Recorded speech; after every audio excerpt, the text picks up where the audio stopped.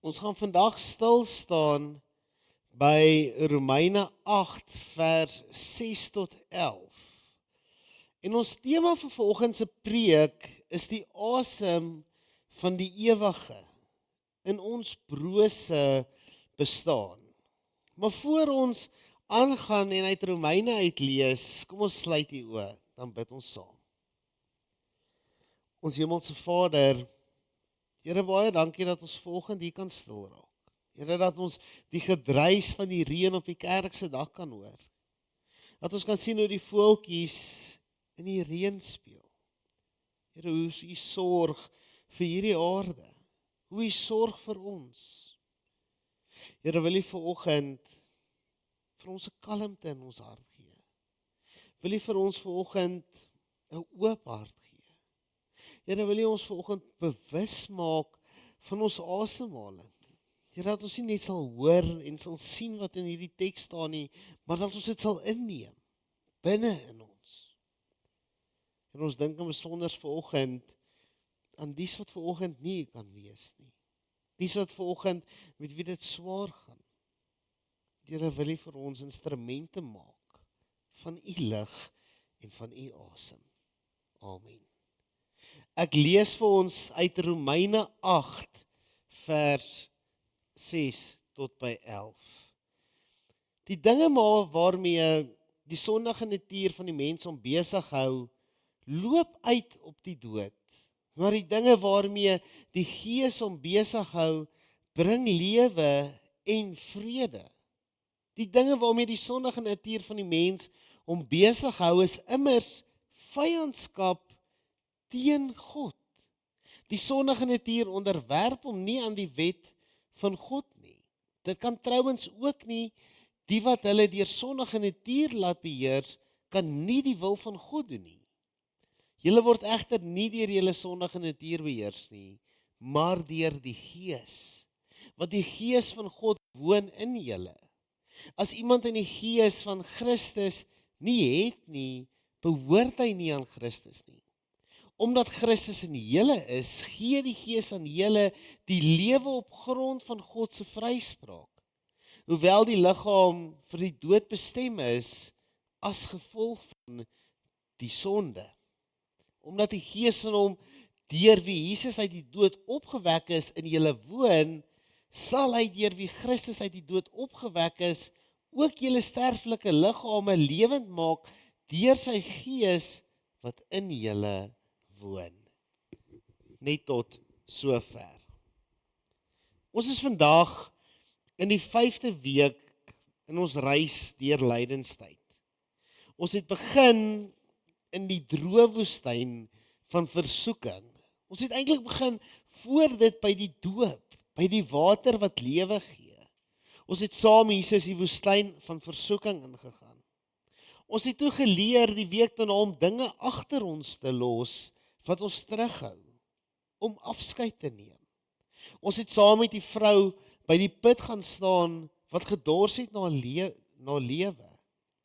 Verlede week het ons probeer en het ons gehoor dat ons deur die wêreld deur God se oë moet na kyk.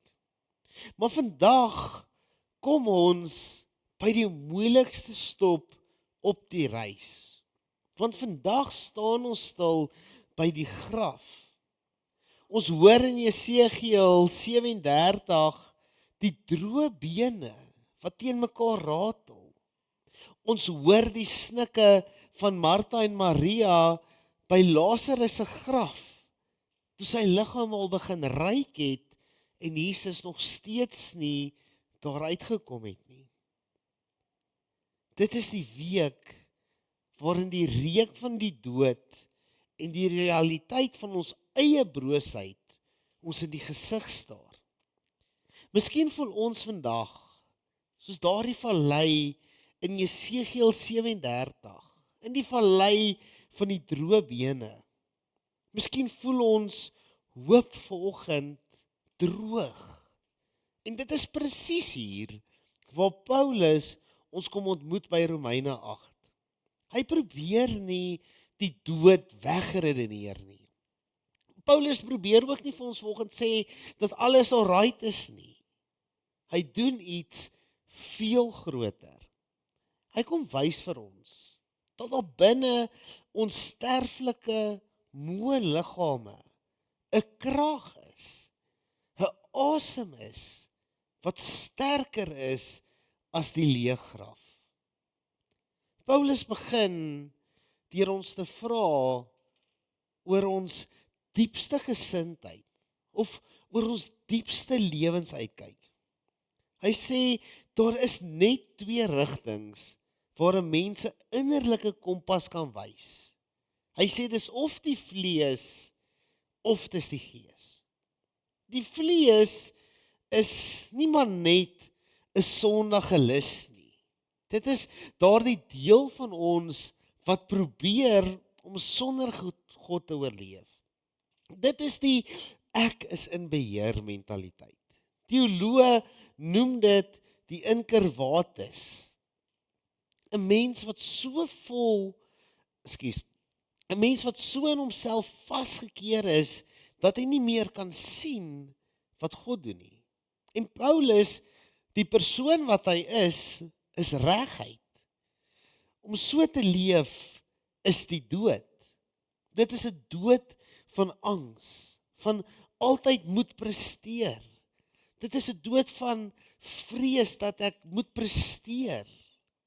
Maar dan kom hy en hy gee die bevrydende woorde om deur die Gees beheers te word, bring lewe en vrede. Die Gees heroriënteer ons. Dit skuif ons fokus van ons eie tekorte na God se oorvloed. Dit is die verskil tussen iemand wat in die donker kamer sit en die gordyne toetrek en iemand wat die vensters oopgooi vir die oggendson, die Gees. My vraag dan vanoggend voor ons verder gaan met hierdie teks is, waarheen wys ons innerlike kompasse vanoggend? Wys dit vir ons na ons vrese of wys dit vanoggend na God se vrede toe? Want ons het 'n nuwe adres. In vers 9 tot 10 staan daar, jy is in die Gees. En hier kom ons by die hart van Paulus se argument. Ongelooflik slim en altyd lief om te redeneer en argumente te voer om die boodskap oor te dra. Hy sê vir ons, hy sê nie vir ons moet hard probeer om geestelik te word nie.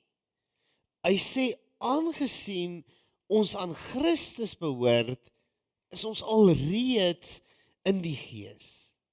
Hy sê dit is ons nuwe adres. Ons woon nie meer in 'n huis van veroordeling nie.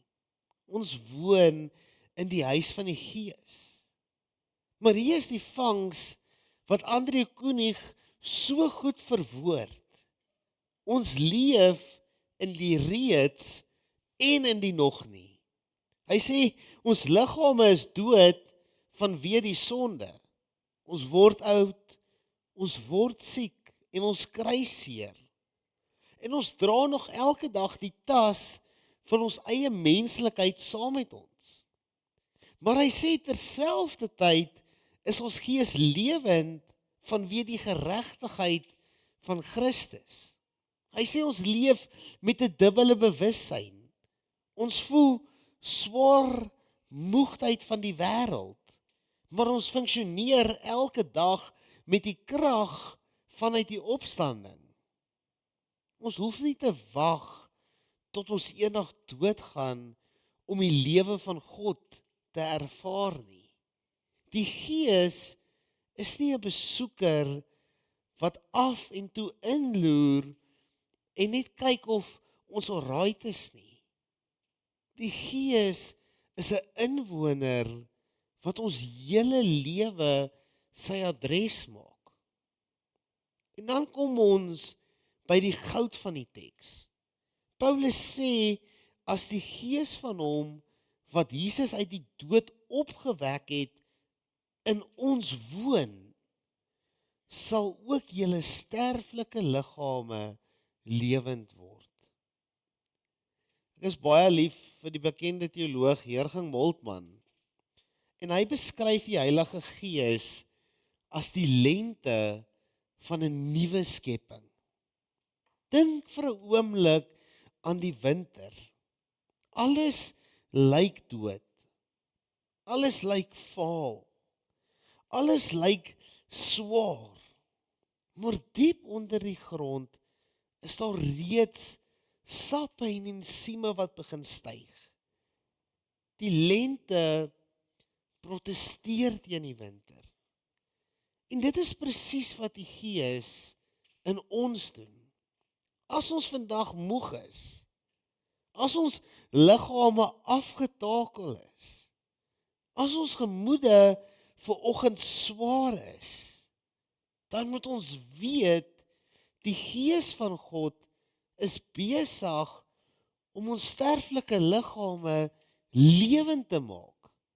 Nie net eendag in die hemel nie, maar nou is die Gees in ons. Hy gee ons die krag om op te staan wanneer ons nie meer wil nie. Hy gee vir ons die vrede wat alle verstand te bowe gaan te midde van die storms van hierdie wêreld. Hy herstel ons menswaardigheid waar hierdie wêreld ons oor en oor probeer vasdruk en vir ons sê, maar jy's nie genoeg nie. God gee om vir ons liggaam. Hy gee om vir ons bestaan. Die opstanding is nie 'n abstrakte teorie nie. Dit is 'n fisiese krag wat ons longe met die asem van God vul. Ek wil afsluit met 'n beeld en dan daarna 'n kort oefening doen.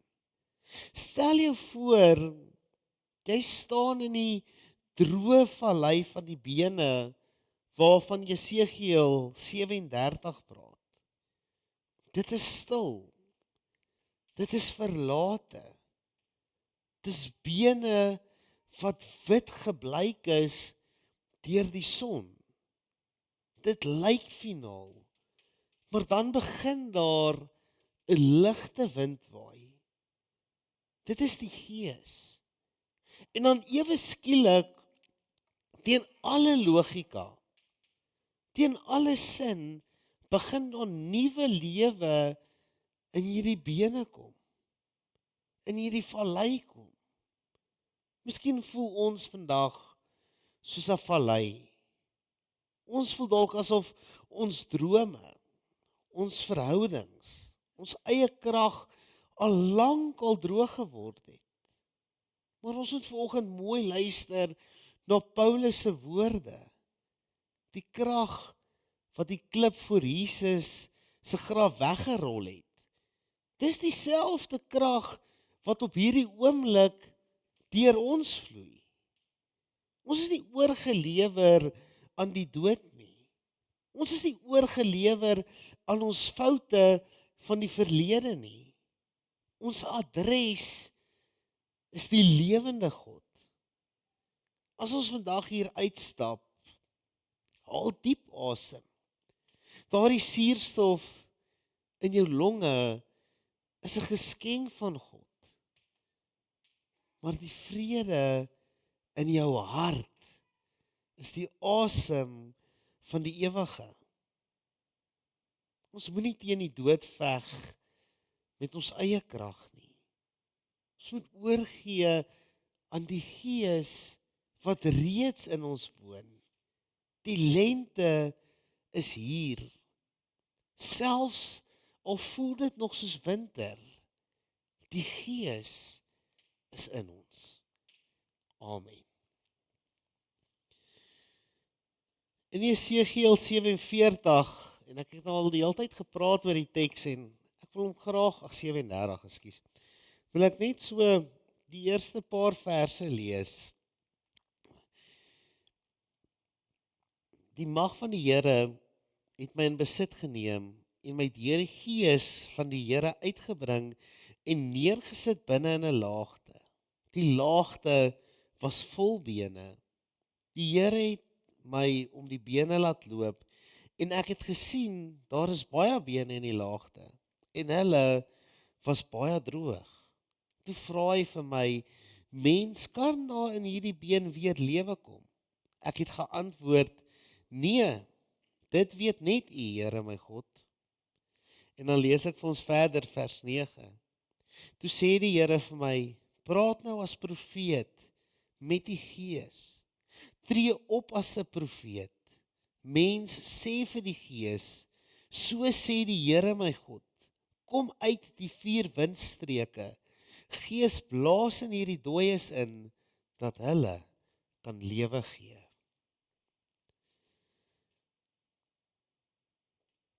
In Jesegiel 37 staan die profeet in 'n vallei waar hierdie bene droog is. Dit is die beeld van 'n lewe sonder hoop, 'n hart wat moeg is, 'n siel wat voel asof die sap hom uit die sap uit hom uitgetap is. Miskien is daar vanoggend in ons lewens plekke wat droog voel. Plekke wat ons voel maar die lewe is uit ons uitgetap. Ek wil ons een en elkeen vir 'n oomblik uitnooi om jou oë toe te maak. Sien jouself in daardie vallei. Moenie probeer om die droë bene weg te steek nie. Erken die moegheid. Erken die sorge. Erken die vrese.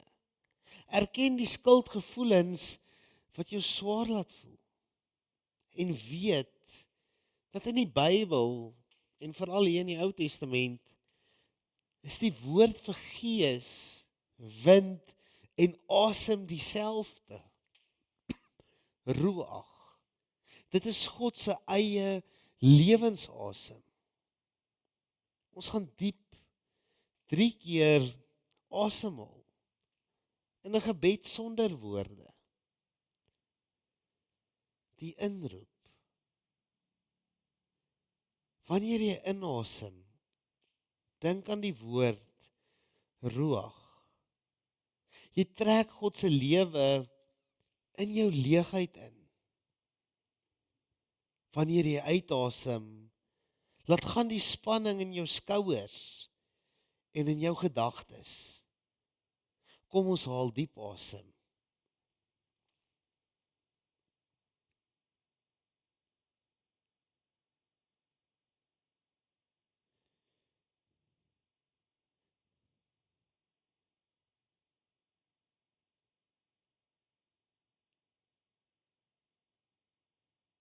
Hoor die bevel van die Here aan die wind. Kom uit die 4 windstreke, o Gees, en blaas in hierdie dooies, dat hulle kan lewend word. Haal vir 'n tweede keer weer diep asem. Verbeel jou hoe God se Gees die hoekies van jou hart wat dood voel, begin vul met suurstof.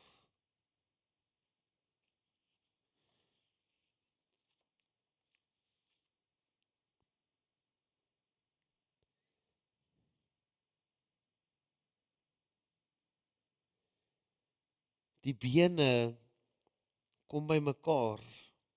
Daar kom lewe. Jy staan nie meer alleen in die vallei nie. Jy staan in die teenwoordigheid van die lewende God. Haal vir 'n derde keer diep asem. En terwyl jy uitasem, gee jouself oor aan hierdie vrede wat net hy vir jou kan gee.